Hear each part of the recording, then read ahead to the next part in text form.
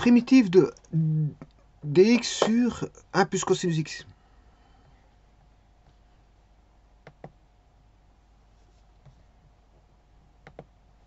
Primitive de dx sur 1 plus cosinus x. Bon, tout d'abord, le domaine, vous aurez compris que c'est R sauf ce qui va annuler cosinus x plus 1. C'est-à-dire, c'est quand est-ce que le cosinus x doit être différent de moins 1. Alors, ça arrive, le cosinus, il vaut moins 1 en pi. En pi plus de kpi.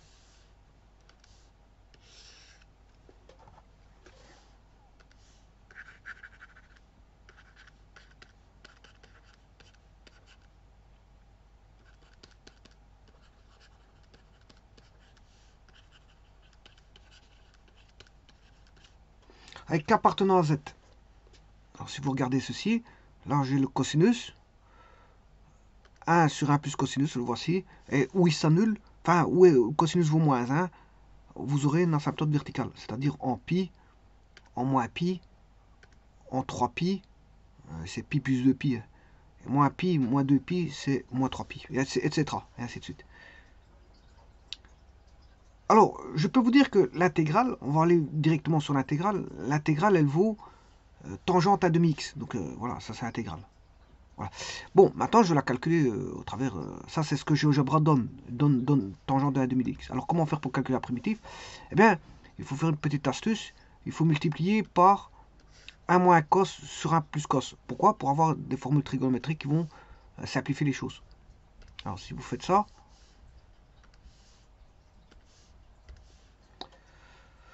là, on a la primitive de 1 moins cos sur 1 moins cos carré.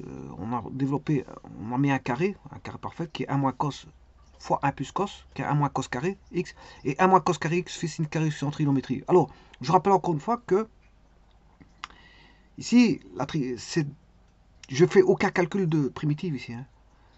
C'est comme quand vous faites des calculs de primitive sur des fractions rationnelles. 95%, voire 90% des travaux, c'est une transformation d'une fraction régulière à une fraction simple. Et puis vient ensuite le calcul primitif. Bon, il peut être compliqué comme il peut être simple. Mais généralement, bon, on trompe sur plutôt des simples. En général, je ne dis pas toujours, mais voilà.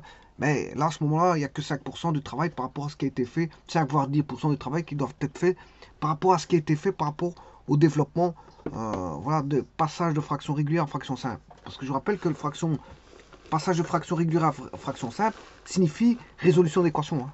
D'office. Hein. Vous devez chercher des coefficients A, B, C, D, peu importe. Voilà. Et ici, c'est le même.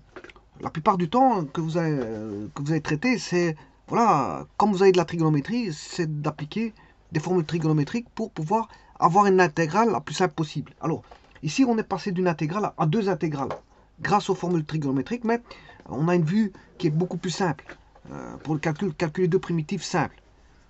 Alors, la première, bien sûr, ça va donner 1 sur sin carré moins cos sur sin carré. Voilà, je mets la fraction, je sépare la fraction. Voilà, c'est 1 sur sin carré moins cos sur sin carré. Voilà, il faut faire la primitive. Voilà, la primitive d'une somme, ça la primitive d'une somme, c'est la somme des primitives. Voilà. Bon, donc je vais calculer deux primitives. Une première, et attention qu'il y a un moins là. Il y a un moins qui est ici. Donc il faudra tenir compte de ce moins parce que j'aurai deux primitives. Celle en vert, qui est primitive de 1 sur sin carré, et celle-ci. Voilà. Alors, là, je calcule la première, qui est 1 sur sin carré. Alors, ça fait 1 sur sin carré, c'est 1 plus cotangente carré. Alors, si vous avez fait 1 sur cos carré, c'est 1 plus tangente carré. Voilà. Donc, on passe pour la 1 sur sin carré, on passe en 1 plus cotangente carré. C'est une formule trigonométrique.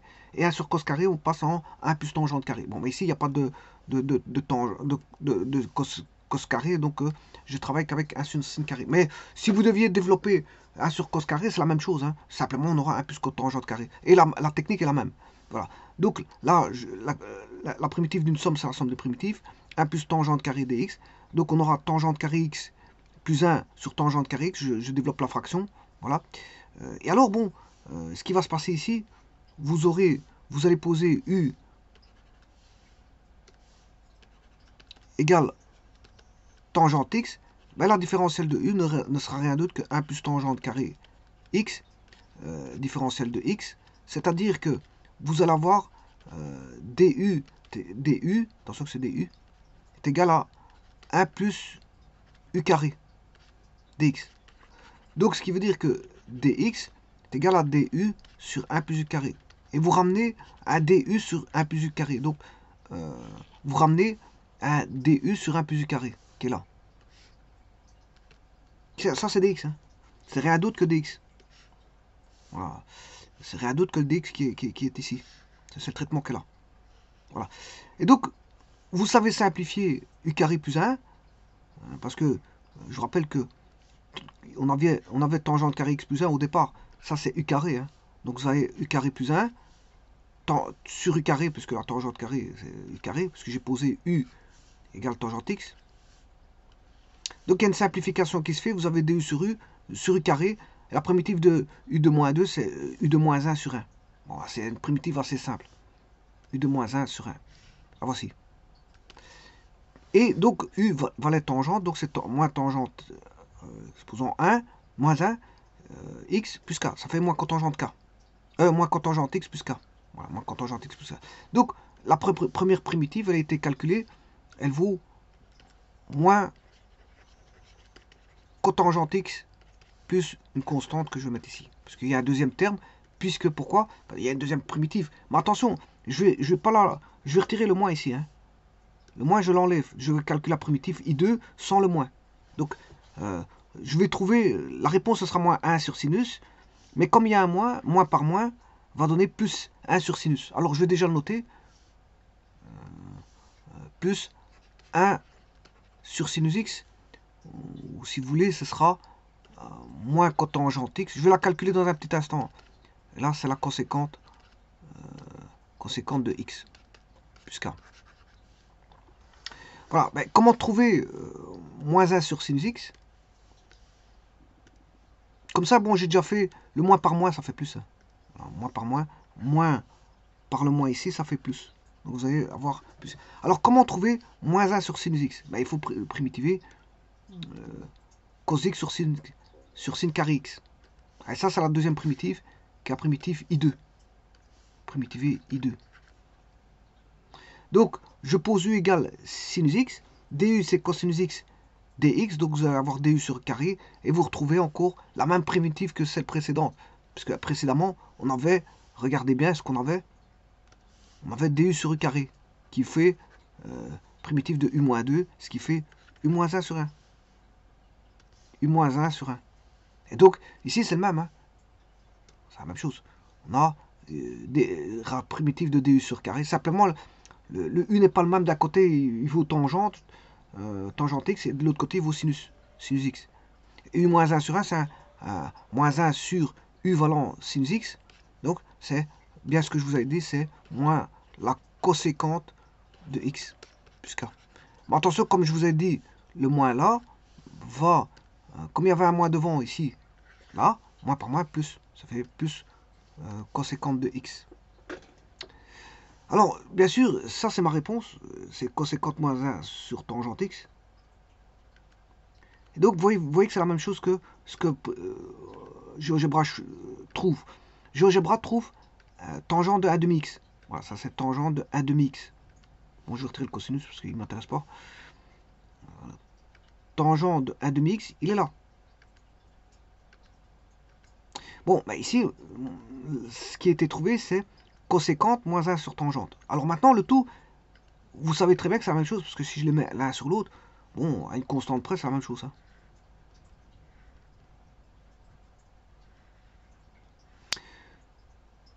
Alors, comment faire pour trouver l'un par rapport à l'autre? Ben, il faut faire de la trigonométrie encore une fois. Et là, vous prenez, voilà, là j'écris coséquente x moins cotangente x.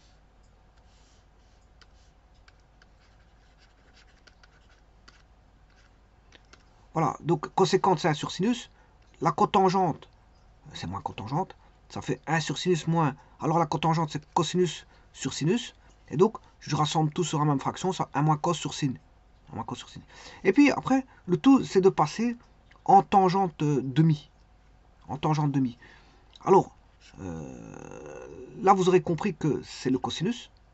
C'est la formule du cosinus. Le cosinus en tangente demi donne 1 moins tangente carré x demi sur 1 plus tangente carré x demi. Voilà. Et que le sinus, c'est 2 tangentes x demi sur 1 plus tangente carré x demi. Bon, je mets tout au même dénominateur et je simplifie le dénominateur. Et il va rester que 1. Alors c'est 1 plus tangente carré x, si je mets au même dénominateur. Voilà. Moins 1 moins tangente carré x.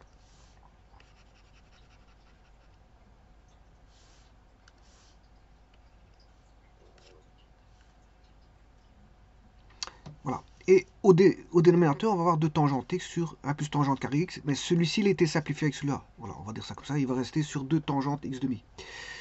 Alors, 1 moins 1, ça fait 0. Et il va rester tangente x carré moins tangente x carré, ça fait 2 tangentes x carré. Et au dénominateur, on a 2 tangentes x demi. 2 divisé par 2, ça fait 1. Et on a tangente carré x demi divisé par tangente x demi. Ce qui fait tangente x, c'est ce que GeoGebra trouve. Il trouve, voilà, si je passe d'une formule à l'autre, c'est la même chose. Donc en d'autres termes, ce qui veut dire que j'aurais pu mettre aussi la réponse.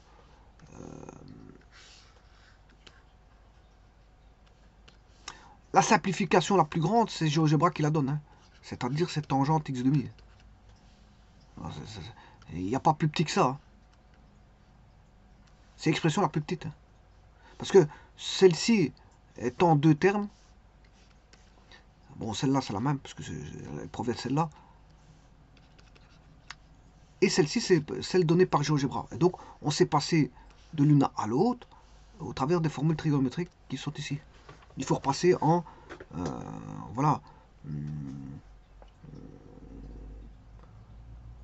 En fonction de la tangente.